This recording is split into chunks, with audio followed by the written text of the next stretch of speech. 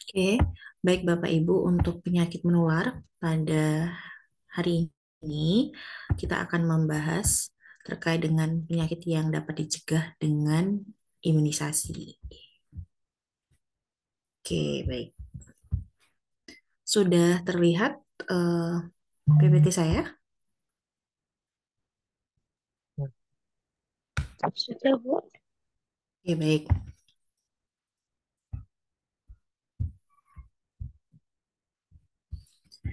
Ya, kita review sejenak ya Bapak Ibu bahwa penyakit yang dapat dicegah dengan imunisasi atau PD3I ini merupakan penyakit-penyakit yang sudah tersedia vaksinnya sebagai upaya proteksi ya atau upaya pencegahan. Nah, pada awalnya untuk penyakit-penyakit menular yang ada vaksinnya saat ini sebagian besar memang eh, disebabkan karena virus maupun bakteri, baik dari hewan maupun tidak ya. Nah, kemudian vaksin tersebut apabila diberikan kepada sasaran, harapannya akan memberikan perlindungan baik sebagian maupun secara keseluruhan kepada sasaran tersebut. Nah, selanjutnya penyakit-penyakit yang dapat dicegah dengan imunisasi ini, gitu ya, pada mulanya memberikan hanya sasarannya kepada bayi yang baru lahir saja secara lengkap, ya, sebelum mencapai usia 1 tahun ya. Namun perkembangannya ini berbeda. Nah, ini beberapa penyakit ya yang termasuk ke dalam PD3I. Ada penyakit TB. Ini sudah pernah kita bahas ya karena bakteri, difteri bakteri, pertusis juga bakteri, tetanus bakteri, hepatitis sama ya. Virus ya, hepatitis ya, poliovirus ya, campak juga sama. Nah, kita review lagi ya. Ini imunisasi dasar bayi ya. Usia 0 sampai 9 bulan.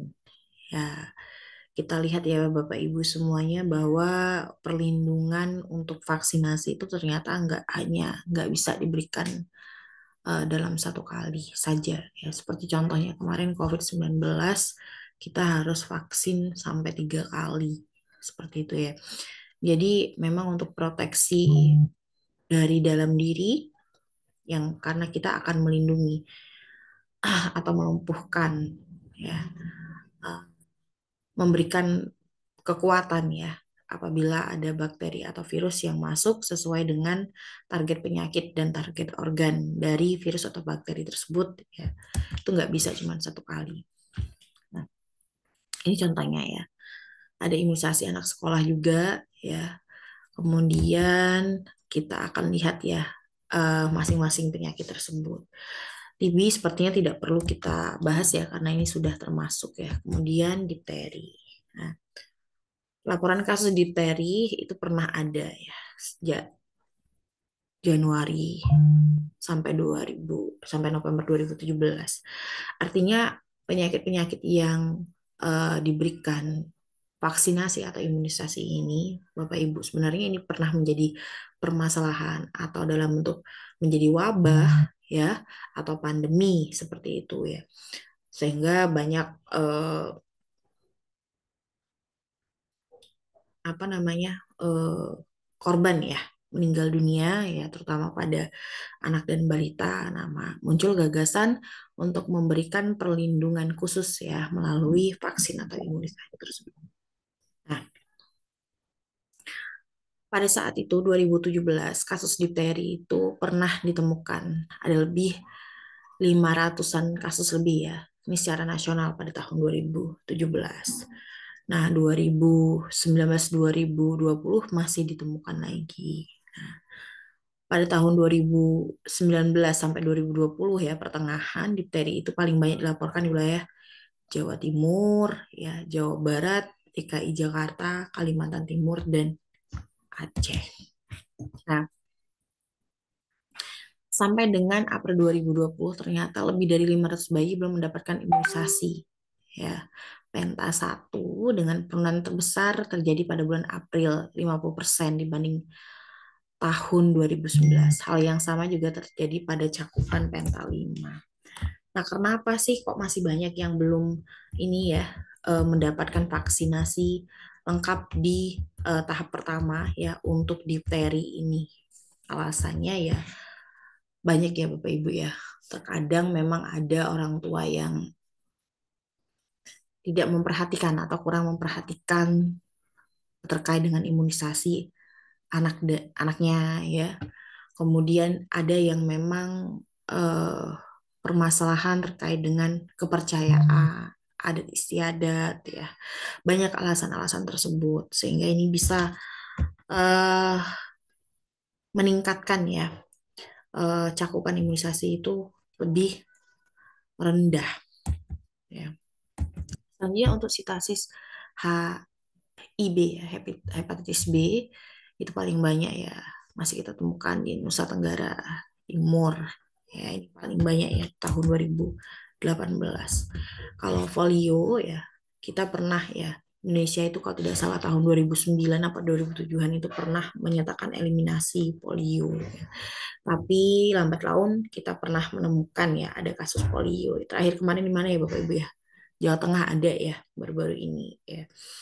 Artinya apa? Oh, ternyata vaksinasi atau imunisasi itu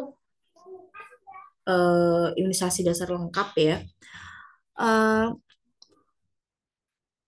Bisa saja resikonya muncul lagi gitu ya. Resiko terkena itu berulang itu bisa saja terjadi. Kedua, balik lagi bahwa cakupan imunisasi kan belum kita katakan lah 100%, belum bisa ya begitu ya.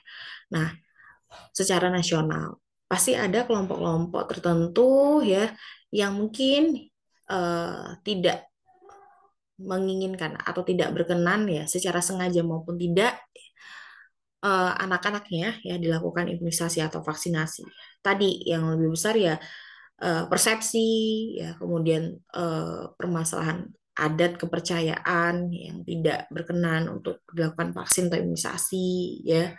Kemudian ketidakpedulian misalnya ya tingkat pengetahuan yang sangat rendah orang tuanya, keluarganya bisa saja ya. Jadi untuk cakupan imunisasi itu bisa rendah. Nah, banyak ya. Campak juga masih banyak terjadi ya di Indonesia. Nah, bagaimana strategi untuk penanggulangan dan pencegahan penyakit tersebut dengan imunisasi? Ya. Jadi penyakit yang dapat dicegah dengan imunisasi ini adalah upaya proteksi, perlindungan dari dalam diri. Ya, bukan berarti setelah diimunisasi kita atau anak-anak kita tidak terkena sama sekali ya. Resiko itu pasti ada, ya bisa saja. Tapi gitu ya, resiko untuk mengalami kondisi terburuk itu lebih rendah daripada kita tidak memberikan atau tidak dilakukan imunisasi atau vaksinasi. Nah, hasil riskesdas ya eh, dengan target cakupan imunisasi ya tahun 2018 nih ya lengkap ya 2007, 2013, 2018 ya sempat turun di tahun 2018. Saya belum cek ya untuk data survei kesehatan Indonesia untuk data imunisasinya seperti apa. Nah, ini agak sedikit mengalami penurunan ya sekitar 1%-an ya daripada dari 2018 2013 dibandingkan dengan 2018 agak sedikit menurun. Nah, ini ya. Ternyata kita secara nasional masih ditemukan ya Bapak Ibu ya. Ada sekitar 9 persenan yang tidak imunisasi tadi. Ya, 9% kalau katakanlah jumlah balita yang wajib imunisasi dari 270 jutaan lebih penduduk, anggaplah 5%-nya balita gitu ya. Cukup besar ya kalau angka 9% ini. Ya. Nah, jadi sementara target kita sudah di fase 93%. Nah, nanti mungkin teman-teman, Bapak Ibu yang di puskesmas yang lebih memahami nih kondisi kendala, tantangan, kenapa sih gitu ya, cakupan atau target imunisasi nggak bisa sampai 100%. Nah, itu nanti mungkin kita bisa diskusi. Nah, selanjutnya, cakupan imunisasi dosis lengkap pada anak umur 12 sampai 23 bulan ya menurut provinsi gitu ya. Ini juga ya ini mengalami sedikit penurunan, ada kurang lebih 1%-an. Oke. Kemudian cakupan imunisasi lengkap pada usia menurut karakteristik ya jenis kelamin laki-laki. Oke.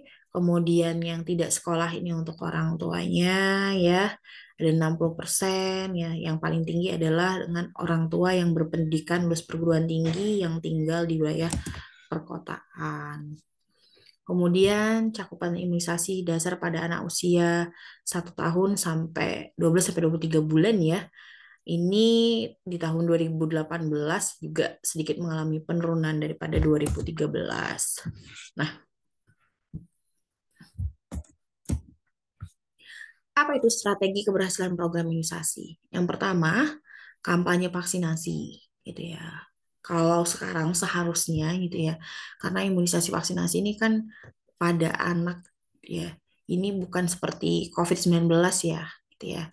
Ini sosialisasi edukasi itu sangat jelas ya, mulai dari ibu hamil ya sampai nanti proses untuk anak menuju usia 5 tahun ini sudah jelas ya. Kalau misalnya belum ada masih ditemukan yang belum imunisasi ya karena faktor-faktor tertentu tadi ya. Kemudian data penerima vaksin harus jelas. Oke, saya rasa ini tidak ada permasalahan ya untuk teman-teman, Bapak Ibu yang bekerja di puskesmas pasti terkait dengan data penerima vaksin ini dipastikan eh, ada ya dan lengkap. Kemudian dukungan surveillance dan kerjasama lintas sektor. Nah, kondisi saat ini Posyandu kan jauh lebih baik ya daripada posyandu-posyandu kegiatan.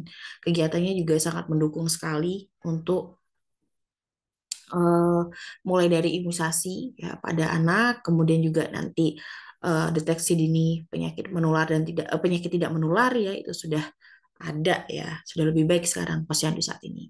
Nah, kemudian pelaksanaan vaksinasi, monitoring dan evaluasi ya baik setelah pelaksanaan vaksinasi ya ini akan seperti apa? Apakah masih ada yang eh, terlupa atau tertinggal pada saat pelaksanaan vaksinasi?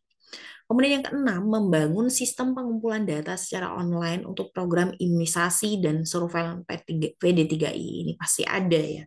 Kemudian identifikasi kebutuhan pelatihan untuk pengelola program imunisasi dan surveillance PD3I, kemudian penempatan epidemiologis atau kesehatan masyarakat pada tingkat provinsi dengan fokus imunisasi dan penguatan surveillance PD3I.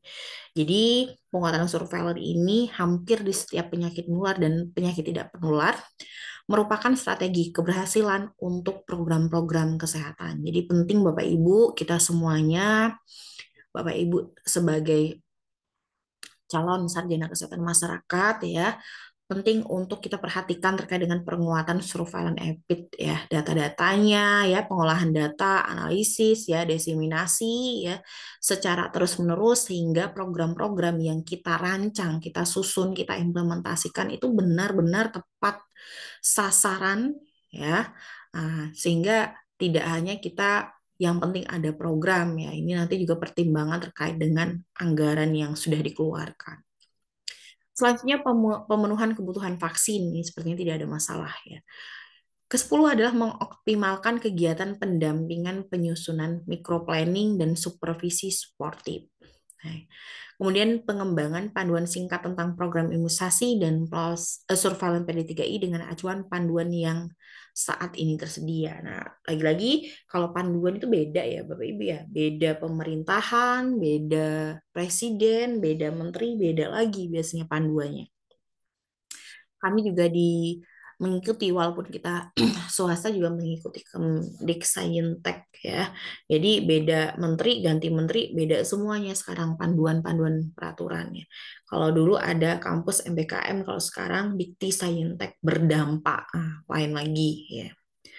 Nah, yang ke-12 ada mengadakan pertemuan rutin ya bulanan atau 2 bulanan ya Lokmin ya, ini bisa juga ya untuk meninjau data imunisasi dan surveillance PD3I di setiap tingkatan. Kemudian pelatihan komunikasi interpersonal untuk tenaga kesehatan ini penting, penting nih Bapak Ibu karena tadi kita di tahun 2019 masih kita temukan ada sekitar kurang lebih 9%-an ya yang tidak masuk dalam data bersedia untuk diimunisasi ya, sehingga perlu adanya peningkatan atau pelatihan komunikasi interpersonal ya kepada tenaga kesehatan ya. Harapannya kita bisa melakukan pendekatan secara personal kepada kelompok masyarakat tertentu ya yang secara sengaja maupun tidak gitu ya untuk bisa mau melaksanakan imunisasi tadi. Nah, yang ke-14 adalah pengembangan strategi komunikasi dengan memasukkan materi atau untuk penentu kebijakan dalam keluarga. Ya, ini perlu disampaikan menggunakan bahasa lokal ya Bapak Ibu. Kadang terhambat juga ya kalau misalnya ada yang menitipkan atau mengasuh anaknya dengan mbahnya ya terhambat mungkin terkait dengan persepsi ya tingkat pengetahuan ya tadi yang rendah sehingga dukungan untuk peningkatan kualitas terhadap kesehatan itu juga tidak begitu peduli tidak begitu besar ya atau bahasa anak muda sekarang effortnya rendah gitu ya Bapak Ibu. Nah yang kelima adalah fleksibilitas waktu pelayanan imunisasi untuk menjangkau orang tua yang bekerja. Ini sepertinya juga tidak masalah karena teman-teman di Fasiankes ya ini tetap memfasilitasi ya terkait dengan waktu pelayanan apabila orang tua yang bekerja. Oke, selanjutnya kita masuk ke satu materi lagi masih terkait dengan penyakit yang dapat dicegah dengan imunisasi ya. Sebentar, saya buka dulu.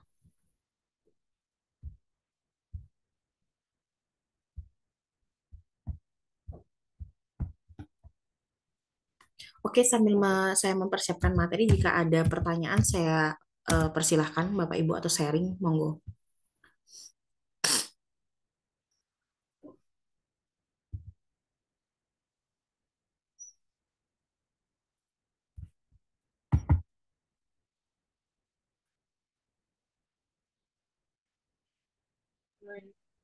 Izin Bu, vaksin itu kan sama dengan apa Bu, menyuntikkan bakteri baik ya istilahnya untuk yang menjadi imunnya.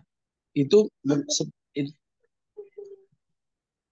itu ada batas waktunya atau tidak ya Bu?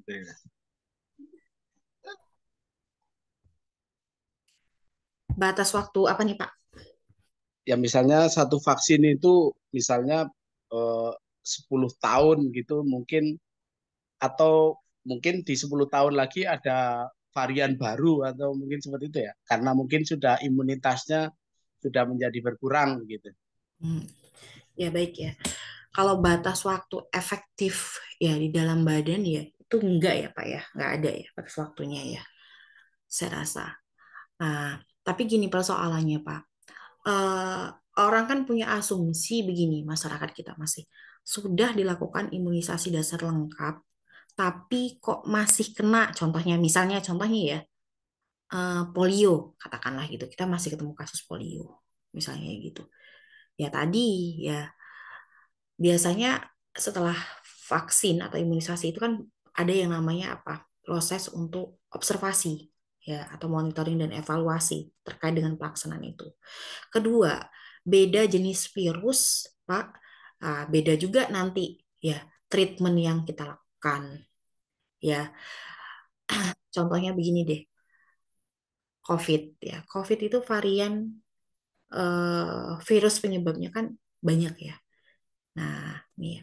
Tapi setidaknya kita sudah membentengi tadi ya dengan imunisasi tadi untuk tahap awal itu sudah bisa dicegah dulu seperti itu. Ya. Kemungkinan terkena itu ada, bisa. Nah, kalau untuk jangka waktu sejauh ini untuk jangka waktunya itu tidak ya Pak ya. Karena kalau kita lihat imunisasi dasar lengkap ya. Seperti contoh tadi ada hepatitis B ya, itu kan lebih dari sekali ya. Nah, tapi rentang untuk memberikan vaksinnya itu kan sudah diatur ya secara keilmuan medisnya kan berapa bulan setelahnya atau berapa tahun setelahnya itu kan sudah di ada perhitungannya. Gitu ya Pak Hairil ya. Oke, oke. Terima kasih, Bu. Baik, selanjutnya Bapak Ibu, tadi kan kita sudah membahas bahwa strategi terkait dengan keberhasilan program upaya vaksinasi untuk penyakit yang dapat dicegah dengan imunisasi. Terkesan sepele Bapak Ibu, karena ini program pemerintah yang sudah lama gitu ya. Harusnya nggak ada alasan lah nggak tahu informasi itu gitu ya, nggak ada alasan itu, nggak tahu edukasi, nggak pernah dibilang nggak ada alasan itu sebenarnya ya, tapi masih kita temukan ya oknum-oknum dari keluarga-keluarga tertentu yang emang dia nggak mau gitu ya, uh, anaknya ya divaksinasi atau diimunisasi. Nah, salah satu strateginya adalah penguatan ini surveillance terkait dengan PD3I. Nah, Bapak Ibu, kalau kita uh, bekerja ya sesuai dengan bidang kita Kesmas ya, tentu terkait dengan surveillance ini akan menjadi makanan kita sehari-hari ya. Data kita itu sangat penting dan sangat dibutuhkan baik dalam menyusun perencanaan, monitoring dan evaluasi maupun nanti dalam pembuatan program-program kesehatan. Harapannya apa? Ya tepat, ya sasaran gitu. Memang dibutuhkan dan program yang kita luncurkan yaitu memberikan solusi dari masalah yang dihadapi oleh masyarakat. Nah, kita diskusi sebentar terkait dengan strategi ya atau surveillance, penguatan surveillance PD3I. Komitmen global ya. Fokusnya adalah eradikasi polio, eliminasi campak dan difteri. Tapi faktanya seperti apa gitu ya? Kita masih ditemukan kasus-kasus polio itu memang nggak belum lama ini ya, waktu berapa tahun lalu gitu ya di Jawa Tengah. Nah, peran surveillance itu apa? Menentukan, kita bisa menyusun yang namanya pemetaan melalui GIS ya, Geography Information System. Nah, untuk merancang GIS terkait dengan wilayah mana yang rawan ya, yang menentukan daerah rawan atau risiko tinggi, itu data dari kita, dari data hasil surveillance app itu sendiri. Kedua, memantau kemajuan penanggulangan ya. Adanya monitoring dan evaluasi itu juga menggunakan data EPID dengan kegiatan surveillance PD3I. Kemudian memberikan rekomendasi kegiatan penanggulangan itu juga harus ada by basis data. Nggak bisa kita rekom-rekom, ngasih saran gitu ya tanpa ada data. Ya, lagi-lagi kita di lapangan biasanya kita itu bukan persepsi ya, tapi harus by data. Baru nanti muncul yang namanya strategi pelaksanaan program imunisasi. Nah, ingat lagi Bapak Ibu definisi ini, reduksi, eliminasi, dan eradikasi dalam penyakit menular. Ya, reduksi apa? Reduksi secara sederhananya ya.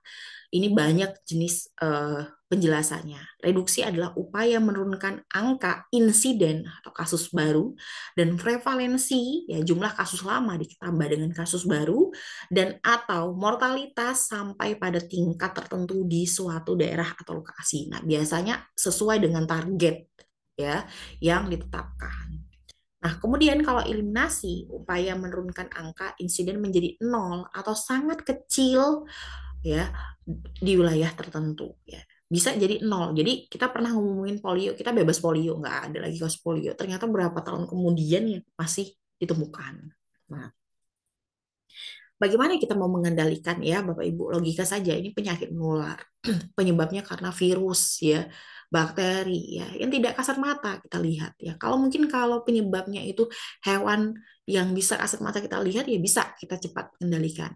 Persoalan nyamuk saja ya, demam berdarah, malaria aja ibarat kata nyamuk ya, bukan dalam bentuk virus ya, bukan bentuk apa namanya parasit atau bakteri aja ya, itu sulit untuk dikendalikan.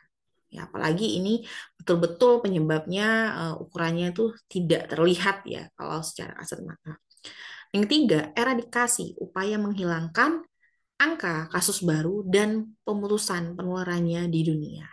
Nah, kriteria untuk mencapai komitmen global tadi, yang pertama, eradikasi polio. Tidak ditemukan virus polio selama 3 tahun berturut-turut yang dibuktikan dengan surveillance polio sesuai standar sertifikasi.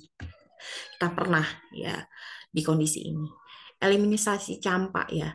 Tidak ditemukan wilayah endemis campak selama lebih dari 12 bulan dengan pelaksanaan surveillance campak yang adekuat.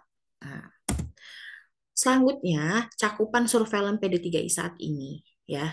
Ada campak, tetanus, polio, dan difteri ya.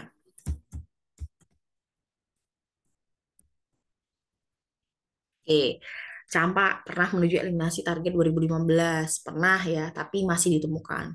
Polio ya, kita masih ketemu yang kemarin. Nah, bagaimana untuk surveillance polio ini? Polio itu datanya ya kita kumpulkan informasi-informasi terkait kejadian, faktor-faktor penyebab ya. Kasus polio itu semua anak yang kurang dari 15 tahun ya dengan gejala seperti apa? Kelumpuhan layu terjadi secara mendadak, bukan disebabkan karena roda paksa. Ya. Selanjutnya, tiga indikator utama surveillance polio ya. Non polio rata-rata ya lebih dari atau sama dengan 2/100.000 penduduk ya di bawah 15 tahun. Ya. Kemudian diambil spesimennya ya secara adekuat lebih dari 80% tidak ada laporan lagi kasusnya ya. Jadi cakupan atau prevalensinya masih di targetnya adalah 90%. Ya, lebih dari 90%. Nah, itu sudah dikatakan tiga indikator utama surveillance polio. Ya.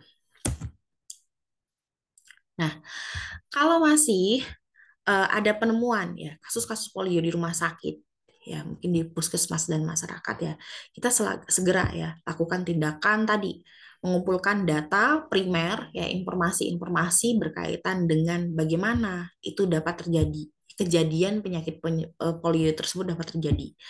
Jangan lupa kita nggak bisa mengumpulkan data tanpa adanya dukungan hasil dari pemeriksaan laboratorium ya kemudian keterlibatan para lintas program dan lintas sektor. Kemudian berulang, kita ulang lakukan pemeriksaan 60 hari dan tidak ada laporan lagi. Nah, kegiatan yang dilakukan untuk surveillance polio itu apa saja? Ya, contohnya adalah penemuan kasus. Ya, kasus itu bisa dari laporan dari puskesmas, rumah sakit, dinas kesehatan, maksudnya masyarakat ya, mungkin bisa juga dari dinas kesehatan langsung. Kemudian pelacakan kasus ya, kita turun langsung ke lapangan. Kemudian pengumpulan spesimen ini ada penemuan kasus, kita ambil data ya. Jadi nggak cuma kasus ya, beberapa kasus yang kontak dengan kasus eh, juga diambil ya spesimen untuk dilakukan pemeriksaan di laboratorium. Ya. Kemudian cek lagi data-data kasus ya, kalau ada kasus-kasus yang banyak dan tiba-tiba apa namanya peningkatannya lebih dari periode sebelumnya.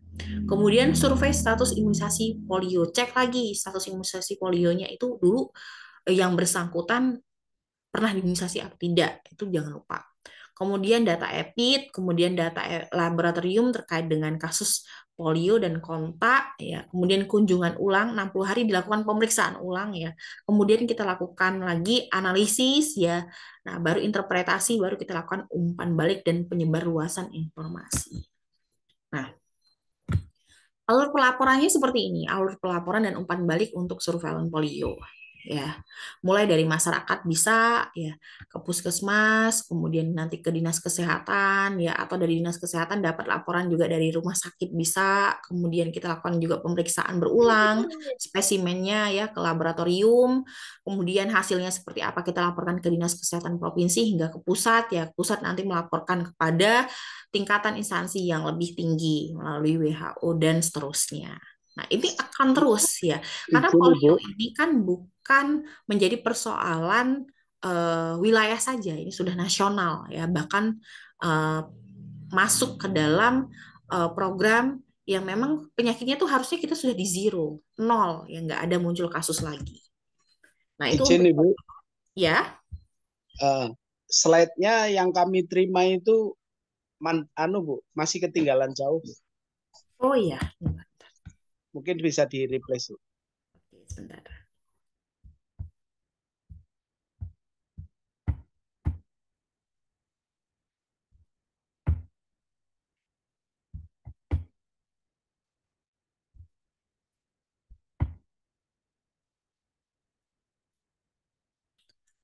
Sudah terlihat, Pak Hairul?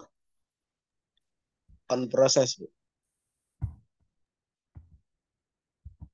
Oke, sudah, Bu. Terima kasih. Ya, terima kasih, Pak Hairul. Selanjutnya kita masuk ke definisi operasional kasus campak. Nah, Bapak Ibu, pada saat ada laporan dari masyarakat gitu ya terkait dengan eh, temuan ya campak gitu ya. Nah, kita perlu menyusun ya definisi operasional. Definisi operasional ini adalah petunjuk teknis pada saat kita akan mengumpulkan data primer di lapangan terkait kenapa permasalahan ini atau penyakit ini bisa terjadi. Nah, eh, kita nggak bisa berjalan sendiri, Kesmas ya. Kita butuh yang namanya tadi keterlibatan antara lintas program, lintas keilmuan, lintas sektor ya, untuk menganalisis ya dan membantu mengumpulkan data primer di lapangan. Nah, kasus klinis contohnya ya, kalau DO untuk campak, demamnya cek ya berapa suhu badannya. Kemudian muncul bercak merah atau ras berbentuk makulopapular. Kemudian batuk atau pilek atau konjungtivanya berwarna merah. Nah, kondisi klinis ini atau gejala klinis ini tidak sama satu anak dengan anak yang lain. Ya. Kemudian diikuti dengan diagnosa dari dokter ya untuk memperkuat eh, DO ya, definisi operasional dari kasus campak ini sendiri. Nah, selanjutnya tahapan pelaksanaan survei campak ya. Balik lagi bahwa data dalam kesehatan masyarakat itu ada dua ya, ada data primer dan data sekunder. Kalau untuk data primer, data yang kita langsung kumpulkan dari sumber utama, ya, dari informan utama. Tapi kalau data sekunder kita hanya by laporan, ya, laporan dari puskesmas, laporan data kasus penyakit campak itu sendiri. Nah, sumber datanya apa? Kalau untuk data rutin, ya tipe surveillance, ya surveillance aktif atau surveillance pasif. Ya, serologinya seperti apa? Isolasi virus, transmisi data. Kemarin penyebar bisa terkena itu karena bagaimana jalan ceritanya, ya. Kemudian kebutuhan informasi. Nah, kalau untuk kejadian luar biasa, ya sumber data dari kejadian luar biasa, tipe surveillance, tersangka KLB, serologi, isolasi virus, transmisi data. Tujuannya apa? Menurunkan angka kematian dan eliminasi. Nah, ini berbeda-beda ya, tergantung kondisi dan situasi tadi, gitu ya.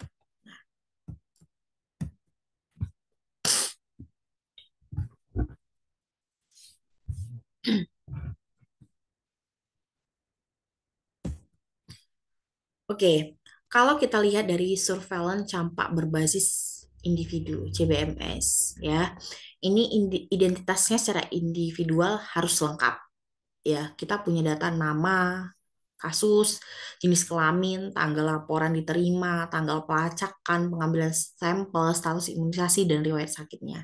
Ya. Kemudian semua tersangka kejadian luar biasa campak harus dilakukan penyelidikan epidemiologi. Jadi penyelidikan epidemiologi ini begini Bapak Ibu, mungkin teman-teman yang Bapak Ibu dari Dinas Kesehatan, rumah sakit atau puskesmas sudah tidak asing ya dengan istilah ini, bahkan sudah praktik ya. PE itu kita mengumpulkan data langsung ke kasus. Contoh misalnya dari rumah sakit laporan ya ke baik input dalam sistem maupun laporan ya baik online ke Dinas Kesehatan bahwa di Rumah Sakit DKR Soekarno contoh ya terdapat satu kasus campak misalnya seperti itu. Nah, kemudian eh, ini pihak dari Dinas Kesehatan Kabupaten Sukoharjo ya menghubungi puskesmas ya di wilayah tempat tinggal kasus tersebut. Ya. Untuk apa? Untuk melakukan kegiatan mengumpulkan data-data ya dari kasus ya dari lingkungan kasus ya terkait dengan kenapa campak ini bisa terjadi. Nah, itu dalam penyediaan PE atau pendidikan epidemiologi itu menggunakan instrumen ya. Kalau istilah kita kuesioner Bapak Ibu. Nah, instrumennya itu sudah baku ya. Itu menggunakan form-form tertentu ya. Apakah nanti dia masuknya C1 ya, form rutin dan form KLB. beda, itu sudah ada tersedia di puskesmas ya. Jadi kita tidak perlu lagi untuk menyusun ya. Selanjutnya, melakukan pemeriksaan secara serologis ya. Minimal 50% kasus selama 1 tahun. Di situ harus kita lakukan pemeriksaan ya untuk sampelnya ya, kita lakukan pemeriksaan ke lab. Kemudian pelaksanaan surveillance campak diintegrasikan dengan surveillance polio ya. Karena ini berkaitan dengan penyakit yang dapat dicegah dengan imunisasi masuk ke dalam program-program tersebut. Nah, selanjutnya bagaimana untuk surveillance campak dan rubella pada daerah dengan kasus yang sedikit gitu ya. Nah, ini berbeda. Ini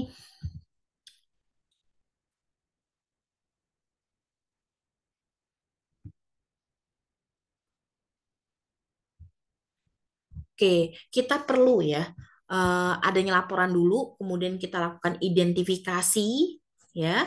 Nah, kemudian setelah identifikasi kita lakukan memeriksa serum ya dari beberapa kasus ya.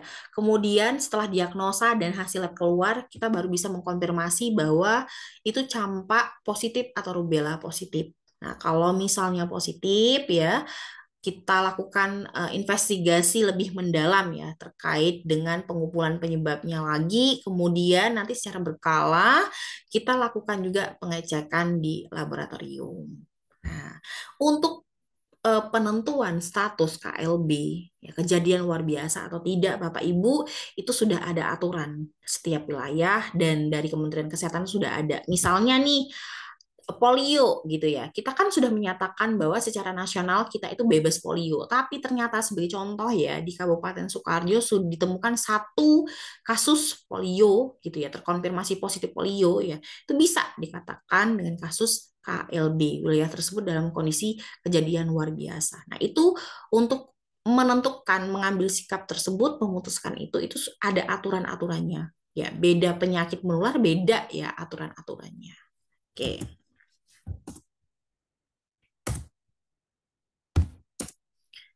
Nah, ini form laporannya.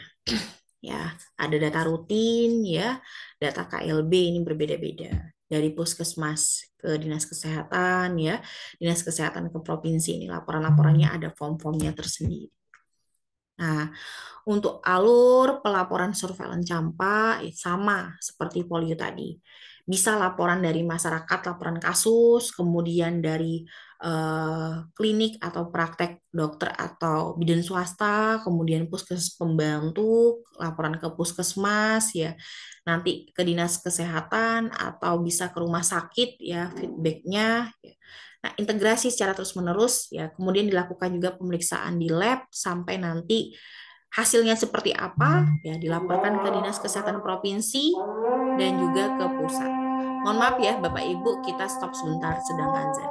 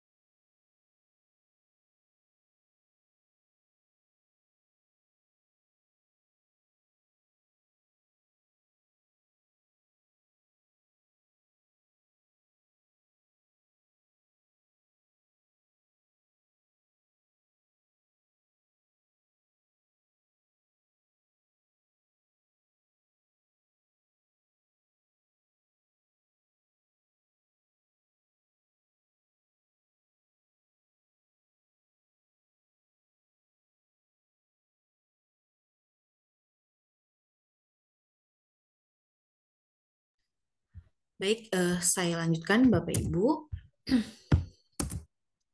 Nah, ini indikator surveillance campak ya. Nah, ini kalau untuk temuannya ya bisa dilakukan ya lebih dari dua atau sama dengan 2 kasus per 100.000 jumlah penduduk bisa ya. Kemudian di kabupaten juga sama. Kemudian hasil pemeriksaan labnya ya spesimennya ditemukan lebih dari 80% ya. Ini sudah bisa dilakukan terkait dengan surveillance campak itu sendiri. Nah, untuk kasus-kasus kejadian dengan kejadian luar biasa itu harus ya dilakukan investigasi. Ya, itu dilakukan 100% ya nanti akan seperti apa sampai nanti virus tersebut dianalisis ya hasil pemeriksaannya dianalisis ya itu harus kita diseminasikan ke masyarakat ya baru kita menyusun laporan. Nah,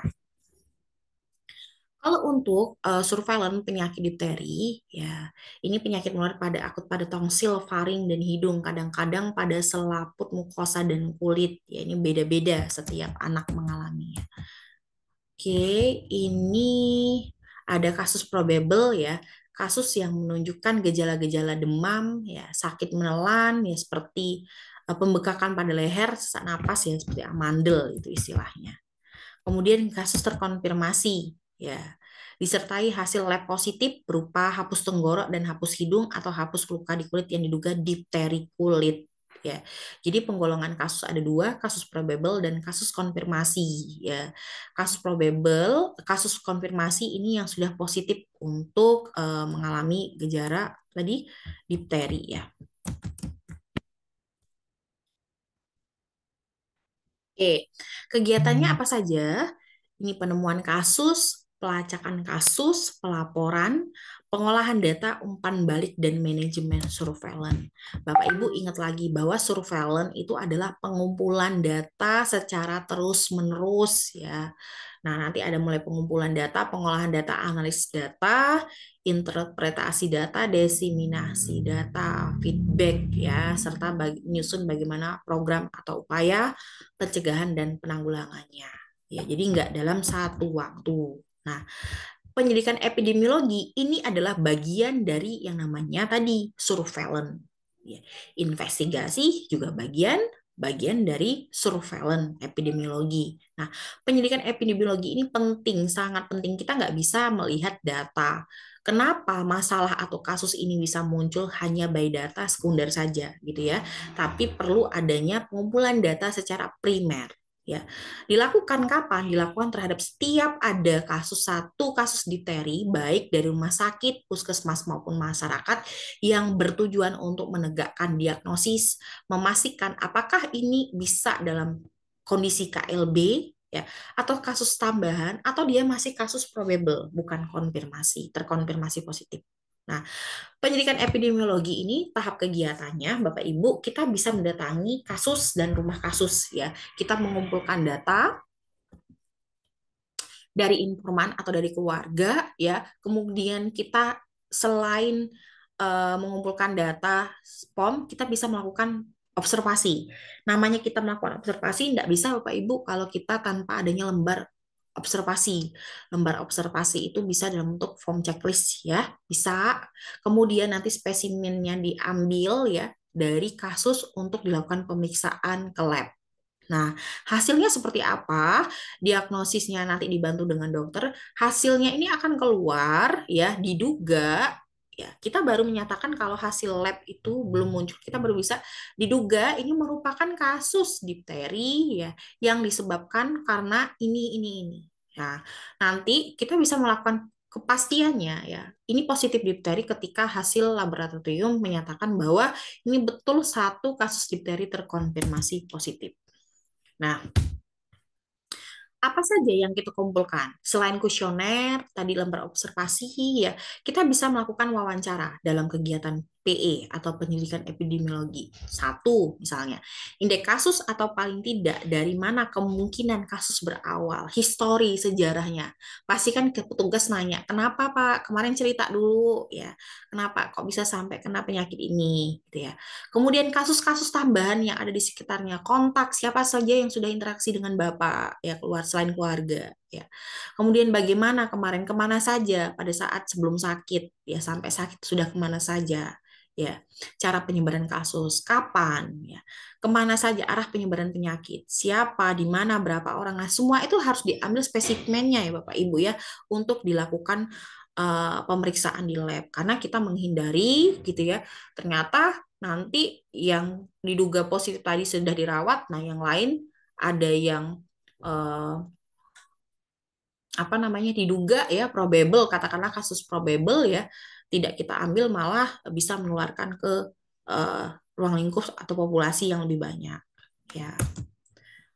Nah, data-data lain yang diperlukan penting juga ya, populasi berisiko, cakupan imunisasi, peta wilayah ya, kemudian data-data sekunder ya untuk pendukung dari pendidikan epidemiologi. Oke. Ini ya hampir sama kalau untuk pelaporan. Nah, ini contoh ya form laporannya. Kalau untuk kejadian luar biasa. Nah, ini berubah atau tidak ini mungkin Bapak Ibu yang teman-teman di puskesmas atau dinas kesehatan nih yang ngeh ya. Ini yang jelas formnya ada Bapak Ibu ya untuk kita lakukan PE ya atau tidak. Oke. Oke, selanjutnya kita ke surveillance difteri, hepatitis, tetanus neonatum, campak dan polio. Prinsip kerjanya sama, Bapak Ibu. Ya, yang penting yang pertama adalah laporan kita terima ya dari masyarakat atau dari puskesmas, rumah sakit, klinik swasta ya. Kemudian dinas kesehatan memerintahkan puskesmas ya di wilayah kasus untuk kegiatan penyidikan epidemiologi. Nah, pada saat kita melakukan PE, mengumpulkan data di lapangan, selain mengumpulkan data juga kita bisa melakukan observasi, mengambil spesimen ya, kontak siapa saja yang kontak dengan kasus ini ya, sampai nanti penyusunan laporan dan juga nanti hasil dari pemeriksaan laboratorium. Hampir sama. Oke. Oke, mungkin ada pertanyaan Bapak Ibu dari materi yang sudah saya sampaikan lebih lengkap nanti bisa Bapak Ibu baca-baca di materi saya. Oke, silahkan kalau ada diskusi, monggo.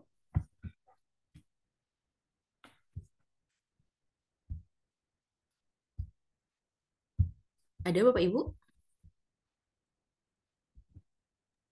Cukup, Bu. Oke, cukup ya. Oke, Baik, anu Bu, halo. ya monggo Pak. Untuk imunisasi yang difteri itu kan sekarang untuk yang apa imunisasi jalan lengkap itu sekarang kan bukan hanya DPT, sekarang DPT HB HIV gitu ya. Ya, DPT HB HIV, kemudian yang di anak SD itu ada DT dan juga ada TD, T besar D kecil, apa itu Pak? ya. T Ya, besar, anu T besar D kecil. T besar, D kecil. Ya, sama DT, sama TD. Kalau yang untuk yang LEL, yang Indonesia Sudah Lengkap itu kan pakainya DPT, HB, HIV. Ada tambahan untuk influenza itu, Bu. Oke. Terus Iya, kalau yang campak, itu sekarang kan bukan hanya campak, tapi sekarang di program itu sudah MR, Bu.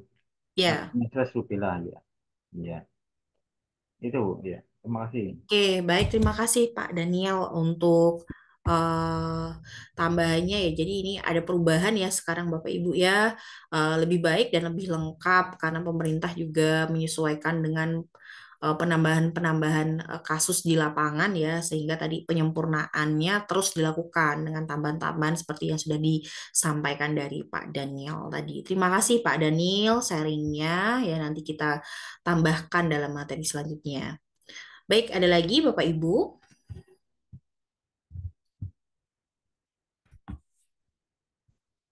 Cukup?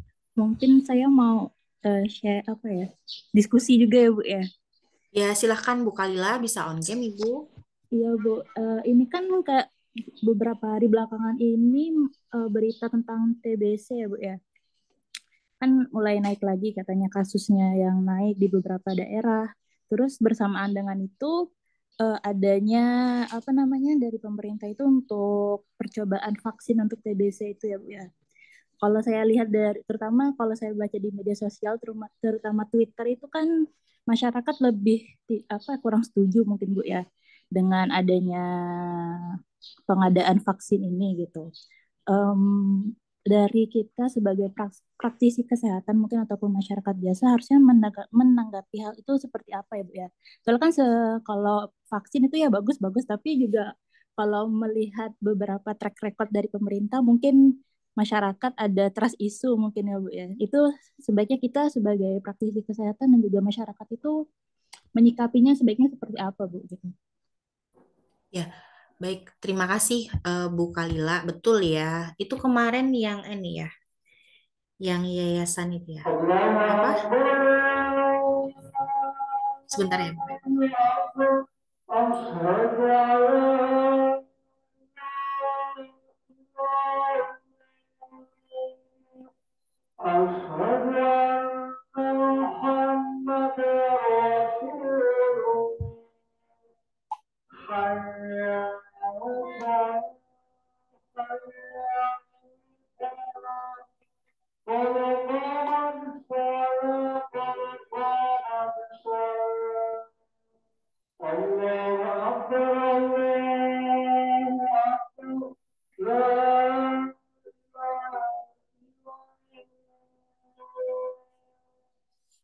Baik ya. Saya lanjutkan. Itu yang uji coba terkait ini ya, yayasan ini ya, punya Bill Gates itu ya, Bu Kalila ya. Iya, betul Bu. Ya, cara kita menyikapi sederhana saja, Bu, gitu ya. Kalau misalnya tidak ada instruksi dari pemerintah melalui Kementerian Kesehatan atau Dinas Kesehatan Provinsi, Dinas Kesehatan Kabupaten ya nggak usah. Gitu aja sih, Bu, cara menyikapinya. Kecuali sudah ada legalitas dari pemerintah ya melalui instansi yang berwenang ya, kita baru bisa mengikuti bahkan menghimbau masyarakat untuk bersedia ya melakukan imunisasi atau vaksinasi TBC itu. Itu ya Bu Kalila ya. Oke, baik Bu. Terima Ya, kasih Bu. ya kalau untuk kasus TB itu memang kasusnya meningkat terus ya. Itu tadi saya pernah sampaikan di kelas Bapak Ibu bahwa sudah banyak hasil penelitian ya. Mulai dari karya tulis, skripsi, tesis, disertasi ya. Kemudian banyaklah sudah ya, tapi kasusnya ya konstan ya, terus meningkat juga.